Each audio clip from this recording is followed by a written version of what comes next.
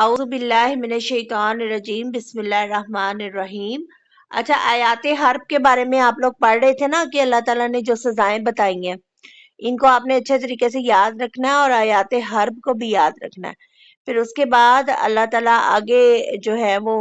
کہہ رہے ہیں کہ اِلَّا الَّذِينَ تَابُوا، پھر وہ جو کہ توبہ کر لے، من قبل، اس سے پہلے کہ ان تقدروا علیہم، کہ تم ان پر قابو پاؤ، ٹھیک ہے، اس سے پہلے کہ تم ان پر قادر ہو جاؤ تو وہ توبہ کر لینا، سوائے ان لوگوں کے، ان لوگوں کو سزا نہیں دینی، ان لوگوں کو سزا نہیں دینی جو توبہ کر لے اس سے پہلے کہ تم ان پر قابو پاؤ، یعنی اپنی غلطی کا انہیں احساس ہو گیا ہے اور وہ پکڑے جانے سے پہلے توبہ کر لیتے ہیں تو پھر ان کے اوپر کوئی سزا لاگو نہیں ہوگی جو آیات حرب میں بتائی گئی ہیں، ٹھیک ہے۔ پھر اللہ تعالیٰ کیا کہتے ہیں کہ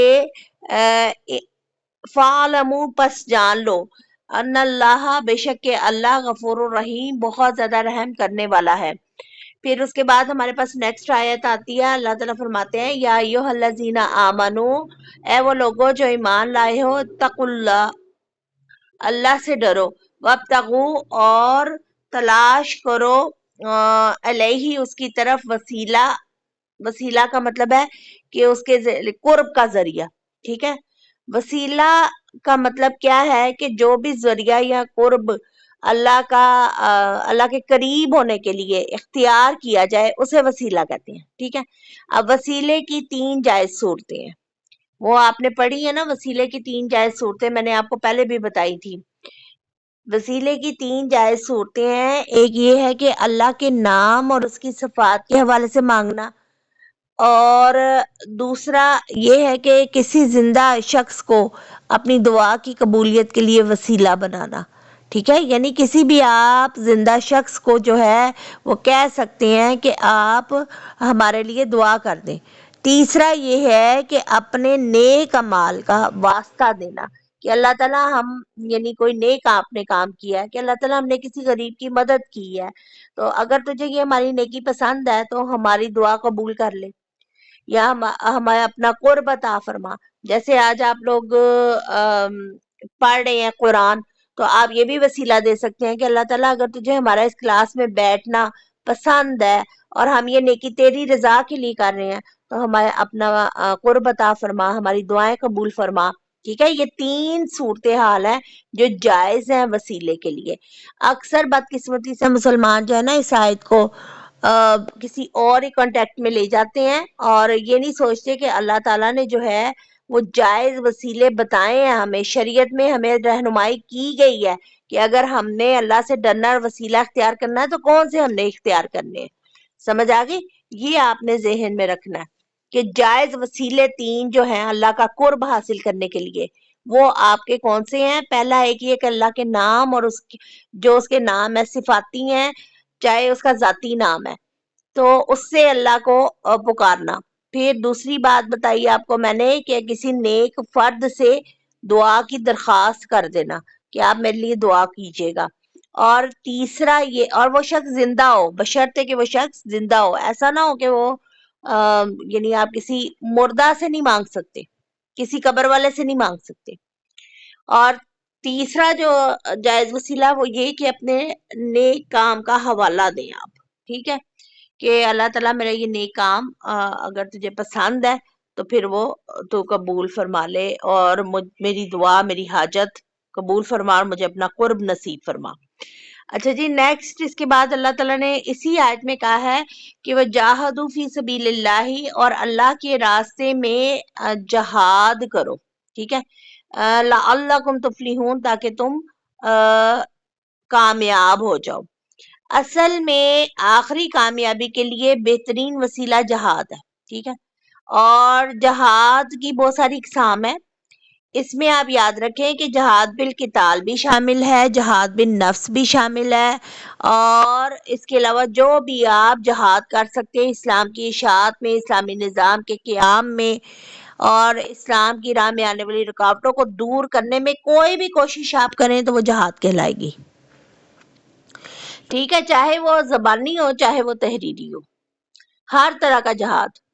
ٹھیک ہے۔ اور آپ نے یہ یعنی کہ یاد رکھنا ہے کہ جہاد میں صرف یہی نہیں ہے کہ جہاد بالقتال، ہر قسم کی کوشش، ہر قسم کی جدوجہد شامل ہے جو شریعت کے نفاذ کے لیے اور برائیوں کے خاتمے کے لیے کی جائے، اللہ کی رضا حاصل کرنے کے لیے کی جائے۔ یہ آج کی آیات ہے 35۔ اس کے بعد آگے چلتے ہیں، اللہ تعالیٰ کہہ رہا ہے کہ ان اللہ زینا کافرو، وہ لوگ جنہوں نے کفر کیا، لو اگرچہ زمین میں، اللہ تعالیٰ کہتا ہے لو ان لہم ما فی الارض جميعا، اگرچہ سارا مال و دولت ان کی ملکیت ہو زمین میں، ومثلہ، اور اتنا ہی اور بھی ہو جائے، ماہو لیفتدو بھی من عذاب یوم القیامہ ما تقبلا منہم۔ اب اللہ کیا کہتا ہے کہ وہ یہ سب کچھ دے دلا کر قیامت کے دن عذاب سے چھوٹ نہیں پائیں گے، ان سے یہ فدیہ قبول نہیں کیا جائے گا، وَلَهُمْ عَذَابٌ علیم، اور ان کے لیے دردناک جو ہے وہ عذاب ہے۔ اب یہاں پر دیکھیں کہ آپ صلی اللہ علیہ وسلم نے فرمایا ہے کہ قیامت کے دن جس دوزخی کو سب سے ہلکا عذاب ہوگا نا، اس سے اللہ پوچھے گا کہ اگر تیرے پاس زمین میں جو کچھ ہے اور اس کے برابر کوئی چیز ہے تو اپنے چھٹکارے کے لیے دے دو، وہ کہے گا ہاں۔ اللہ تعالیٰ فرمائے گا جب تو انسانی جسم میں تھا اس وقت بھی میں نے تجھ سے بہت ہلکی چیز مانگی تھی کہ تم میرے ساتھ شرک نہ کرے، مگر تو نے اس بات کو تسلیم نہیں کیا اور شرک کرتا رہا۔ یعنی آخرت کا عذاب کسی صورت بھی نہیں ٹلے گا ان لوگوں سے جو لوگ شرک کرتے رہے۔ ٹھیک ہے، اس کے بعد آگے چلتے ہیں۔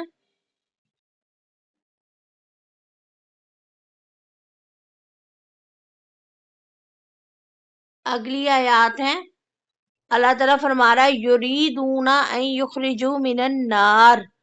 اور وہ چاہیں گے، ارادہ کریں گے، یریدون وہ ارادہ کریں گے، ان یخرجوا کہ وہ نکل جائیں، من النار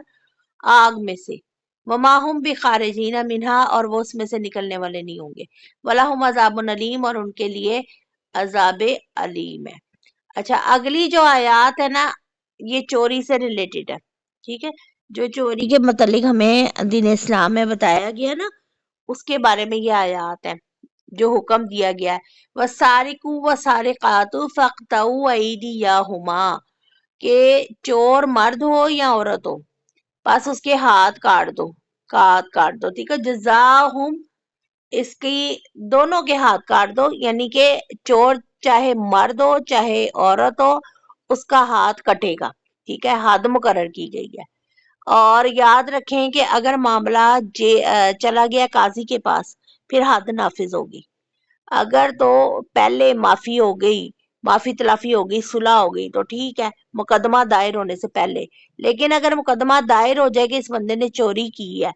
اور قاضی کے پاس فیصلہ چلا جائے تو پھر اللہ تعالیٰ کا حکم ہے، آپ صلی اللہ علیہ وسلم کی شریعت سے حدیث سے یہ بات ملتی ہے کہ پھر حد نافذ ہوگی، پھر ہاتھ کٹے گا، ٹھیک ہے۔ اور اللہ تعالیٰ کی ایک حد نافذ کرنے کی وجہ سے 40 سال تک زمین و آسمان سے اس قوم پر رحمتیں اور فضل برستا ہے جو اللہ کی حد نافذ کرتے ہیں جس معاشرے میں ہوتی ہے۔ اچھا، اب یہ حد کس معاملے میں ہوگی آپ نے یہ بھی ذرا سوچ لینا ہے کہ یہ حد جو ہے نا 1/4 دینار یعنی 4 ماشا سونا کی چوری پر ہوگی، یہ حد مقرر ہے۔ یہ حضرت عائشہ صدیقہ کی ایک حدیث کے حوالے سے ہمیں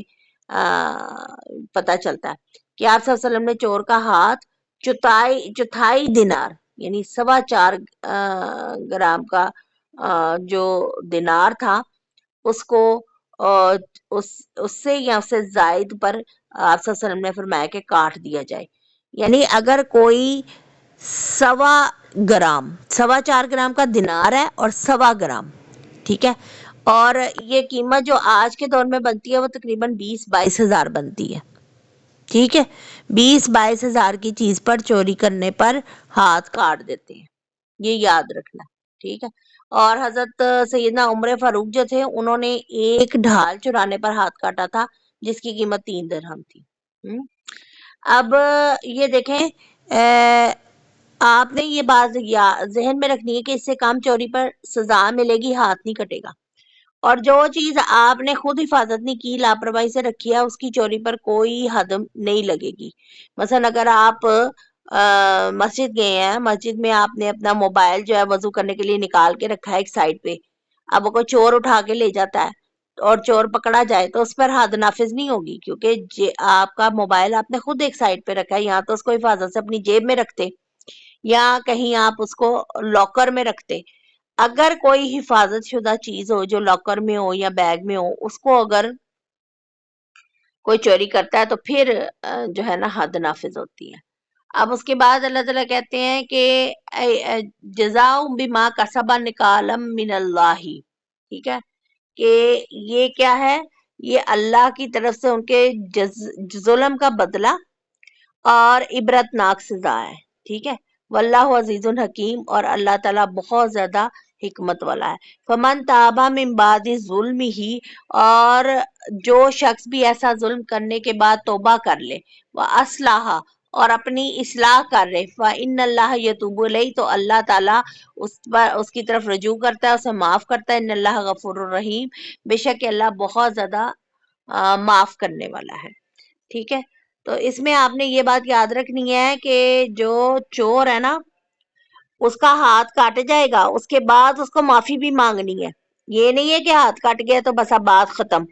उसके बाद उसने माफी मांगनी है, फिर अल्लाह ताला उसे माफ करेगा, हद भी लगेगी और माफी भी मांगनी है। तो ये आज आपकी कितनी आयत हो गई हैं, जरा देखेंगे ने। बस ठीक है, इतनी काफी है। यहाँ तक आप लोगों ने अच्छे तरीके से याद करनी है और समझ के पढ़नी है, और इनकी मैंने तफसील आपने। कौन सी है? हाँ जी ठीक है, चले। अलम तालम, ये वाली आयत आप कह रही हैं कि इसके साथ ही ऐड कर दूं, साथ हो जाएंगी?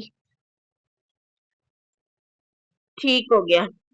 अलम, क्या नहीं तालम, आप जानते, यानी क्या तुम नहीं जानते, अन अल्लाह, के बेशक अल्लाह, अ, मुल अल इन अन अन अल्लाह लहू मुल्क समावाती, के बेशक अल्लाह ही के लिए है जमीनों आसमान की ममलिकत, ठीक है, हुकूमत, बादशाहत। युअज़िबु, वो अजाब देता है, मैं यशाओ, जिसे वो चाहता है, व यगफिरु लिमन यशाओ, और वो बख्श देता है जिसको वो चाहता है। वल्लाहु अला कुल्ली शैइन कदीर, और अल्लाह ताला हर चीज पर कादिर है। ठीक हो गया। ये आज की आपकी आयत है। तो ये आपने याद करनी है, और बिलखसूस इसमें जो मैंने आपने अहम महकामात है ना सूरह मायदा में, तो आप लोगों ने पहले आयाते हर्ब में भी सजाएं पढ़ी हैं कि अल्लाह की नाफरमानी और अल्लाह के नबी की नाफरमानी की क्या क्या सजाएं हैं सल्लल्लाहु अलैहि वसल्लम की। अच्छा, और अब यहाँ पर आपने चोर के बारे में भी पढ़ा है, आज की आयत में आपने वसीले के बारे में भी पढ़ा है, ठीक है। और जब आप लोग लिखते हैं ना, तो उसमें टॉपिक दिया करें कि आज का टॉपिक क्या है। जैसे जब आपने ये वसीले वाली आयत लिखनी है ना, या अय्युहल्लज़ीना आमनू तक़ुल्लाह वब्तगू इलैहिल वसीला, तो इसमें आपने लिखना है कि इस आयत का मजमून जो है, मजामीन इसमें तो आएंगे, एक मजामीन में आएगा वसीले का मजमून है, और दूसरा जहाद का मजमून है, ठीक है। ये आप आयत का टॉपिक लिखा करें, और इसको आप लोगों ने याद करना है। हाँ जी, इसको आप लोगों ने इस तरह से फिर आयतों को याद करेंगे, ज़हन नशीन रह जाएंगी। फिर उसके बाद कि किन लोगों से कभी अजाब खत्म नहीं होगा, अगली आयत का टॉपिक ये है कि शिरक वालों से अजाब नहीं खत्म होगा। और आप सल्लल्लाहु अलैहि वसल्लम की हदीस भी इसमें फिर आपने कोट करनी है कि क़यामत के दिन, यानी जिस दोज़खी को सबसे हल्का अजाब होगा, तो उससे अल्लाह ताला पूछेंगे कि अब क्या देते हो तुम इस अजाब से बचने के लिए, क्या कौन सा फिदिया देते हो। तो वो अल्लाह ताला कहते हैं कि अगर दुनिया और उसके बराबर भी कोई चीज मुझे देगा तो नहीं कबूल किया जाएगा, बल्कि उसे कहा जाएगा कि तुझसे तो इससे भी कम चीज मैंने मांगी थी कि मेरे साथ शिरक ना कर, तो यानी नहीं बख्शा जाएगा इस तरह से। फिर उसके बाद अल्लाह ताला कहता है कि वहां वो हमेशा रहेंगे, उनकी सजा ये होगी। फिर आगे आपने लिखना है कि चोरी का टॉपिक, कि इस आयत का टॉपिक जो है वो चोरी का है, और आपने ये सारी कंडीशंस लिखनी है कि चोर किस बात पे चोरी पे कटेगा हाथ, कितनी चोरी पर, जो मैंने आपको डिटेल्स बताई हैं। और मामला अगर अदालत में चला जाएगा फिर क्या सूरत हाल होगी, ये पूरी डिटेल इस आयत में आपको मिलती है, आपने पूरी ये लिखनी है, ठीक है। تو چلیں اس کے ساتھ ہی یہ آج کی جو کلاس ہے وہ ختم ہوتی ہے. جی جی انشاءاللہ ریکارڈنگ آپ کو مل جائے گی.